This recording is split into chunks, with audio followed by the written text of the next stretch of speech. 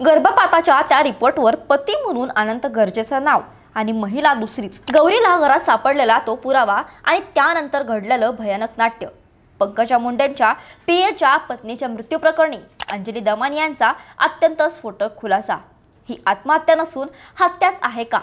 काय आहे त्या 5 तासांचं गुड?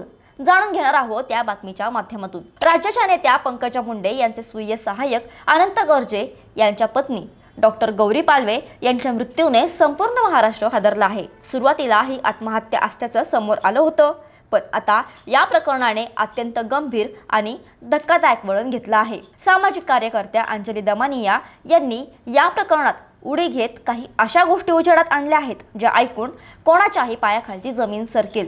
गौरीच्या मृत्यूमागे केवळ कौटुंबिक वाद नसून एका अनैतिक संबंधाची आणि त्यातून घडलेल्या एका भयानक गुन्ह्याची शक्यता वर्तवली जात आहे।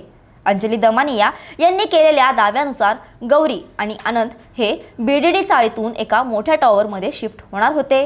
याच शिफ्टिंगच्या वेळी गौरीच्या हाती काही कागदपत्र लागली आणि तिथेच तिच्या संसाराची राख रांगोळी झाली। दमानी यांनी सांगितल्यानुसार गौरीला जे पेपर्स सापडले ते गर्भपाताचे होते।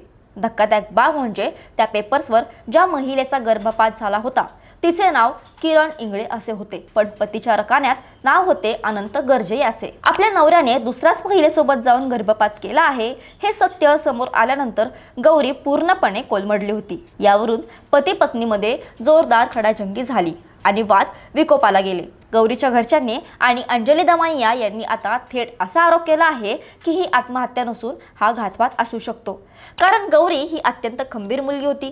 ती असं पाऊल उचलणे शक्यच नाही। ज्या दिवशी ही घटना घडली त्या दिवशी गौरी दुपारी 1 वाजेपर्यंत ड्युटीवर होती। त्यानंतर ती घरी गेली आणि सायंकाळी 6:30 वाजता तिने गळफास घेतल्याचं सांगण्यात आलं।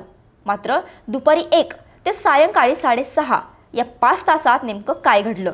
या 5 तासांचे गूढ उकलणे अत्यंत महत्त्वाचे आहे, अशी मागणी आता जोर धरू लागली आहे। केवळ पतीच नाही तर गौरीच्या सासरच्या मंडळींवरही गंभीर आरोप झाले आहेत। गौरीची नणंद आणि आनंदची बहीण शीतल आंधळे हिचाही यात मोठा हात असल्याचं बोललं जात आहे। शीतल अनेकदा गौरीला धमकावत असे की तुला नांदायचं असेल तर नांद, नाही तर आम्ही आनंदचं दुसरं लग्न करून देऊ। या मानसिक छळाला आणि शारीरिक मारहाणीला गौरी गेल्या 9 महिन्यांपासून तोंड देत होती। तिच्या चेहऱ्यावर मारहाणीच्या खुणा वारंवार दिसत होत्या असे तिच्या मैत्रिणींचे म्हणणे आहे। या प्रकरणात पोलिसांनी अनंत गर्जे, त्याची बहीण शीतल आंधळे आणि दीर अजय गर्जे या तिघांवर गुन्हा दाखल केला आहे। जर तपासात आणि शवविच्छेदन अहवालात काही संशयास्पद आढळलं तर 302 कलमांतर्गत खुनाचा गुन्हा दाखल करण्याचं आश्वासन पोलिसांनी दिल्याचं दमानी यांनी सांगितलं आहे। या संपूर्ण प्रकरणात अंजली दमानी यांनी पंकजा मुंडे यांच्या भूमिकेवरही भाष्य केलं आहे। त्या म्हणाल्या की मला यात राजकारण आणायचं नाही, पण पंकजा मुंडे यांनी या घटनेची माहिती मिळताच पोलिसांना फोन करून सांगायला हवं होतं की तो माझा पीए असला तरी त्याच्यावर कठोर कारवाई करा। पंकजाताईंनी एका महिलेच्या बाजूने उभे राहावे अशी अपेक्षा त्यांनी व्यक्त केली आहे।